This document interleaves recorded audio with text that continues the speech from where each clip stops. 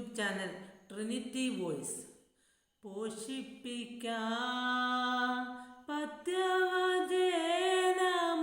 ക്ഷീരത്താലെന്നെ പോഷിപ്പിക്കാ പത്യവചനമ ക്ഷീരത്താലെന്നെ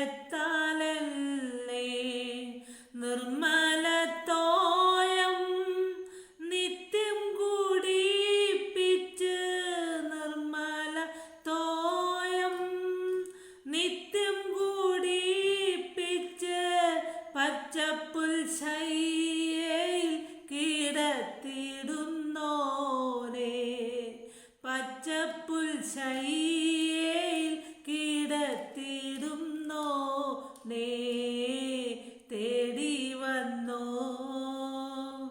ദോഷിയാമെന്നെയും എന്നെയും നാഥ തേടി വന്നോ ദോഷിയാമെന്നെയും എന്നെയും നാഥ ഇത്രമാം സ്നേഹം ഉയിർ കൊടുത്തെനിക്കാ ഇത്രമാം സ്നേഹം ഉയിർ കൊടുത്തെനിക്കാ മന്നവാർണിപ്പനെഴുതല്ല എനിക്ക് മന്നവാർണിപ്പനെഴുതല്ല എനിക്ക്. ഫസ്റ്റ് സെഷനിലേക്ക് പോവാം. ഫസ്റ്റ് സെഷൻ ഉൽപ്പത്തി 4-ന്റെ 14, 15, 16.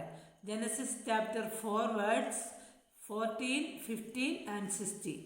ഇതാ നീ എന്നെ ആട്ടിക്കളയുന്നു, ഞാൻ തിരുസന്നിധി വിട്ട് ഒളിച്ച് ഭൂമിയിൽ ഉഴന്നലയുന്നവനാകും, ആരെങ്കിലും എന്നെ കണ്ടാൽ എന്നെ കൊല്ലും എന്ന് പറഞ്ഞു. Behold, thou hast driven me out this day from the face of the earth, and from thy face shall I be hid, and I shall be a fugitive and a vagabond in the earth. And it shall come to pass that everyone that findeth me shall slay me. യഹോവ അവനോട്, അതുകൊണ്ട് ആരെങ്കിലും കയീനെ കൊന്നാൽ അവന് 7 ഇരട്ടി പകരം കിട്ടും എന്ന് അരുളിച്ചെയ്തു. കയീനെ കാണുന്നവർ ആരും കൊല്ലാതിരിക്കേണ്ടതിന് യഹോവ അവന് ഒരു അടയാളം വെച്ചു. And the Lord said unto him, Therefore whosoever slayeth Cain, vengeance shall be taken on him 7-fold. And the Lord set mark upon Cain, lest any finding him should kill him. അങ്ങനെ കായിൻ യഹോവയുടെ സന്നിധിയിൽ നിന്ന് പുറപ്പെട്ട് Eden കിഴക്ക് നോദ് ദേശത്ത് ചെന്ന് പാർത്തു. And Cain went out from the presence of Lord and dwelt in the land of Nod on the east of Eden. Second session റിക്വയറിൻ്റെ ബുക്കായ പർപ്പസ് ഡ്രിവൺ ലൈഫിലേക്ക്. Knowing your purpose focuses your life. It concentrates you effort and energy on what's important. You become effective by being selective. It's human nature to get distracted by minor issues. We play trivial pursuit with our lives. Henry David Thoreau observed that people live lives of quiet desperation. But today, a better description is a aimless distraction. Many people are like gyroscopes spinning around at a frantic pace, but never going anywhere. Without a clear purpose, you will keep changing directions, jobs, relationships, church or other externals, hoping each change will settle the confusion or fill the emptiness in your heart.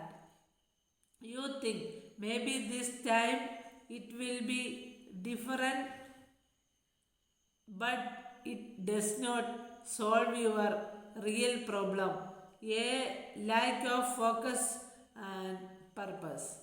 Third സെഷനിലേക്ക് പോവാം. സദൃശവാക്യങ്ങൾ 4:4, 5, 6. Proverbs chapter 4 words 4, 5 and 6. അവൻ എന്നെ പഠിപ്പിച്ച് എന്നോട് പറഞ്ഞത്, എൻ്റെ വചനങ്ങളെ ഹൃദയത്തിൽ സംഗ്രഹിച്ചു കൊള്ളുക, എൻ്റെ കൽപ്പനകളെ പ്രമാണിച്ച് ജീവിക്കുക. He taught me also and said unto me, let thine heart retain my words, keep my commandments and live. ജ്ഞാനം സമ്പാദിക്ക, വിവേകം നേടുക, മറക്കരുത്, എൻ്റെ വചനങ്ങളെ വിട്ട് മാറുകയും വരുത്. Get wisdom, get understanding, forget it not, neither decline from the words of my mouth. അതിനെ ഉപേക്ഷിക്കരുത്, അത് നിന്നെ കാക്കും, അതിൽ പ്രിയം വയ്ക്കുക, അത് നിന്നെ സൂക്ഷിക്കും. forsake her not and she shall preserve thee, love her and she shall keep thee. ഇനി നമുക്ക് ഫോർത്ത് സെക്ഷനിലേക്ക് പോവാം. ദിസ് ഈസ് ഫോർ ചിൽഡ്രൻ, കുഞ്ഞു കുട്ടികൾക്കുള്ള സെഷനാണ് 4ാം സെഷൻ. 7 പുഷ്ടിയുള്ള പശുക്കളും 7 നിറകതിരുകളും സൂചിപ്പിക്കുന്നത് വരാൻ പോകുന്ന സമൃദ്ധമായ 7 വർഷങ്ങളെയാണ്. 7 മെലിഞ്ഞ പശുക്കളും 7 ഉണങ്ങിയ കതിരുകളും 7 ക്ഷാമ വർഷങ്ങളെയും സൂചിപ്പിക്കുന്നു. ഈജിപ്തിൽ 7 വർഷം സമൃദ്ധമായ വിളവുണ്ടാകും. അത് കഴിഞ്ഞ് 7 വർഷം കഠിന ക്ഷാമമായിരിക്കും. സമൃദ്ധിയുടെ കാലത്തെ ജനം ഓർക്കുക പോലും ചെയ്യാത്ത വിധം അത്ര കഠിനമായിരിക്കും ക്ഷാമനാളുകൾ. അത് രാജ്യത്തെ മുഴുവൻ നശിപ്പിക്കും. അങ്ങ് അത് 2 തവണ കണ്ടുവല്ലോ. അത് ദൈവം ആസൂത്രണം ചെയ്തതാണ്, ഉടൻ തന്നെ സംഭവിക്കുകയും ചെയ്യും. തിരുമേനി, അങ്ങ് ബുദ്ധിമാനായ ഒരാളെ കണ്ടെത്തി രാജ്യത്തിൻ്റെ മേലധികാരിയാക്കണം. കൂടാതെ മറ്റധികാരികളെയും നിയമിക്കണം. സമൃദ്ധിയുടെ 7 വർഷങ്ങളിൽ അവർ 1/5 ധാന്യം ശേഖരിക്കണം. അവ അതാത് പട്ടണങ്ങളിൽ സുരക്ഷിതമായി കരുതി വയ്ക്കണം. 7 ക്ഷാമവർഷങ്ങളിലേക്ക് ഇത് മതിയായതായിരിക്കും. അങ്ങനെ ജനം പട്ടിണിയിൽ നിന്ന് രക്ഷപ്പെടും. രാജാവിനും തൻ്റെ ഭരണാധിപന്മാർക്കും ഈ ആശയം ഇഷ്ടപ്പെട്ടു. അവൻ അവരോട്, യോസേഫിനെ പോലെ ഒരാളെ നമുക്ക് കിട്ടുമോ? ഇവനിൽ ദൈവത്തിൻ്റെ ആത്മാവുണ്ടല്ലോ എന്ന് പറഞ്ഞു. പിന്നെ യോസേഫിനോട്, ദൈവം ഇതൊക്കെയും നിനക്ക് വെളിപ്പെടുത്തി തന്നതുകൊണ്ട് നിന്നെപ്പോലെ വിവേകവും ജ്ഞാനവും ഉള്ളവൻ ആരുമില്ല. അതുകൊണ്ട് നീ എൻ്റെ രാജ്യത്തിന് അധിപതിയായിരിക്കും. എൻ്റെ ജനമെല്ലാം നിൻ്റെ വാക്കുകൾ അനുസരിക്കും. സിംഹാസനം കൊണ്ട് മാത്രം ഞാൻ നിന്നേക്കാൾ വലിയവനായിരിക്കും. ഇതാ ഈജിപ്തിനൊക്കെയും ഞാൻ നിന്നെ മേലധികാരിയാക്കിയിരിക്കുന്നു എന്ന് പറഞ്ഞു.